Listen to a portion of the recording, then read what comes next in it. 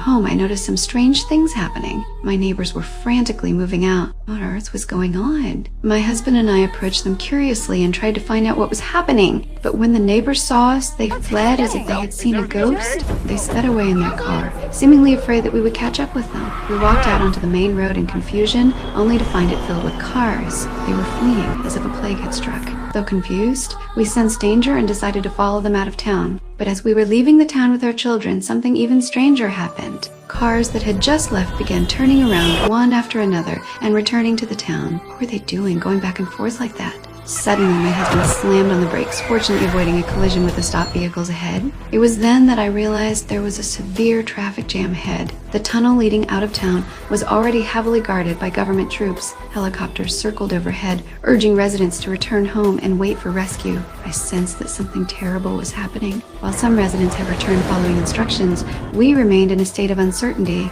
Just then, a rock fell from the sky and hit the car's hood. When I looked up, I could feel the entire mountain range trembling. Loose rocks began to pour down. Suddenly, fighter jets screeched overhead, causing even greater panic among the residents. I don't know why these military planes appeared in the quiet town. Without any warning, the planes dropped countless incendiary bombs on our homes. The entire residential area was instantly engulfed in flames. If we didn't escape in time, we would have been reduced to ashes. This scares me more and more. In the chaos, I realized that the two fighter jets were turning around and heading toward the crowd. This sparked a primal instinct for survival, and people began fleeing in all directions. After quick thinking, I took my husband and children away from the chaos and climbed a nearby hill. As we fled, a bomb was dropped into the crowd below. I had to speed up our escape. Soon, we found an underground shelter in an old school on the hill.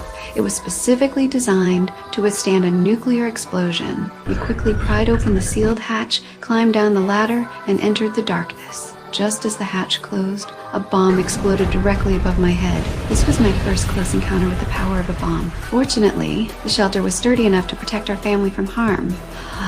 I breathed a sigh of relief. We were safe, but we didn't know how long we would have to hide. Fortunately, my husband found supplies stored here, and judging by the quantity, they should last us several months. We secured the manhole cover tightly, and so we became permanent residents of the shelter. Appetizing canned food was our daily sustenance, and the creaky old well provided us with water. My husband would play cards with our daughter to pass the time, but she longed for the world outside the shelter. To cheer her up, I made a simple telescope for her. She peered through the ventilation shaft's crack and saw a scene of utter stillness and desolation. It seemed that only the three of us were left in the world. From then on, my daughter completely gave up the idea of going outside. Every day, she would use a knife to carve a mark on the wall until the entire wall was covered